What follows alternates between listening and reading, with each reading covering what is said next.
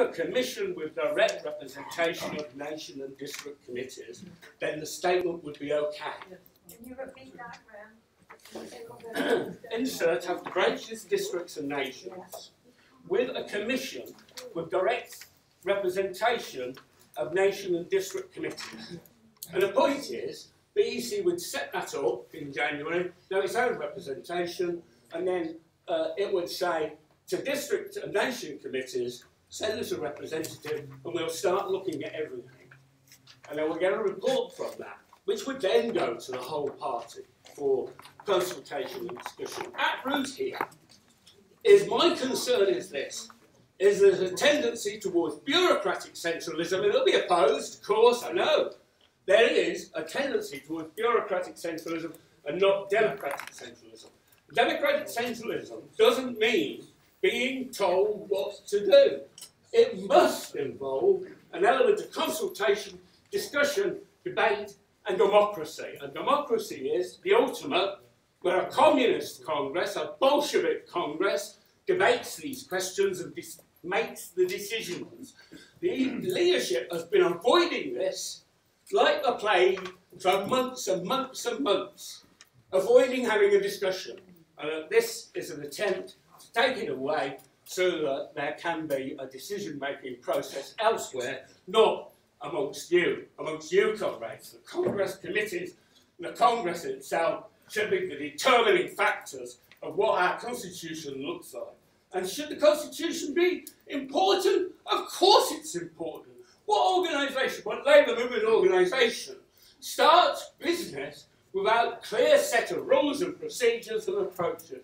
We're Bolsheviks, comrades, let's show it.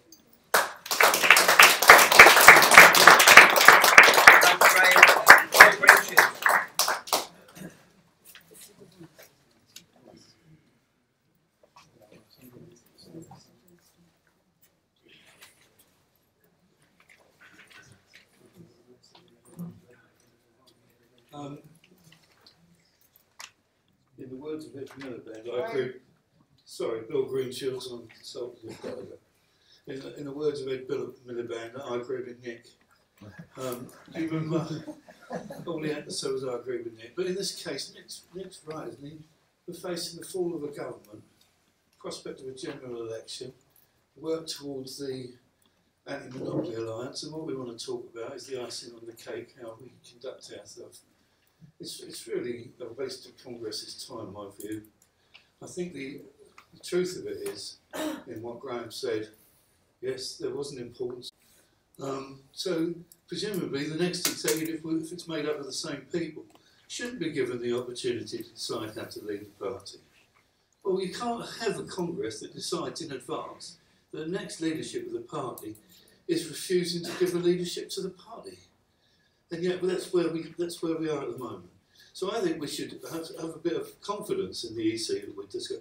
It's certainly, I don't agree with Anita that it undermines the democracy of Congress to give Congress the decision about what we do. Congress can decide not to adopt this, or it can decide to do it. And if we decide to adopt the statement, that is the democracy of Congress.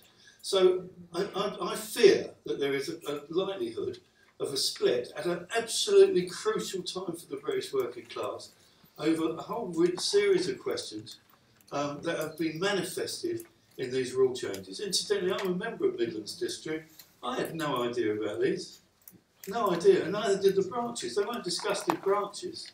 In fact, when I asked Graham if we could discuss what was coming up at the district committee, he told me that the branch had no right to discuss what the district committee does. That's not correct. And that he would only report upwards in the democratic centralist thing. That we couldn't discuss with our member. Can you draw to a close, please, Bill? Sorry? Can you draw to a close? Yes, sorry, okay. So what I fear is that on a basis of a discussion over how we look at how we change the rules, that we're likely to divide the party at an absolutely crucial time for the working class. And I hope people will accept the statement. Okay, thanks, Bill. Can I just point out, on the statement itself, I've got a further 4 requests to speak. I've also got 4 requests to speak on A46. It is your time, Congress, by the way, because we are eating now heavily into it, right? Johnny Hunter. I'm not taking any more speakers after these now. Sorry, I'll keep it brief, given the lack of time that's been noted.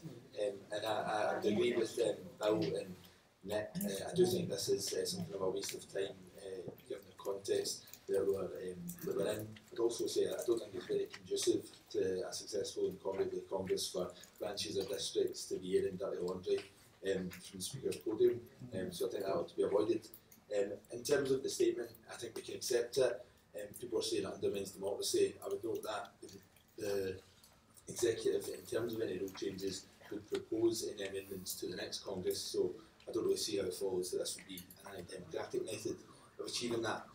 On the rule changes itself and the actual substance of the motion and the resolution, sorry, I'm aware that it's not being passed or it will be remitted. And the actual spirit of it, my worry is that it's quite defeatist. I don't think the way that I don't think we should accept that there's branches or districts or nations that should ever be unconstituted. And as a matter of fact, in my experience, I don't think there are branches that are constituted that are unfeasible, because I'm unaware of who would be pressing for that to be done. I think rather than accepting disorganisation, we should be pushing for rigid structures and disciplined structures that can facilitate working in a communist manner.